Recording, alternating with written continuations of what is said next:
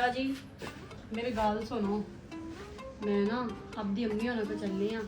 तकरीबन कोई हफ्ता तो रह के आवांगी तेन पता काफ़ी दिनों बाद जा रही हाँ मैं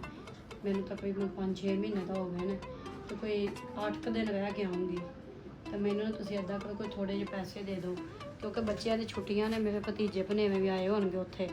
ते बंदा कुछ नहीं होंदा मंग लेंदे बच्चे फिर की बंदा पैसे दे दिंदा वा हैं यार अल्लाह तेरा शुक्र है सुकून आएगा मौजा करांगे कल्याण 5000 ही देने आ हेलो बेगम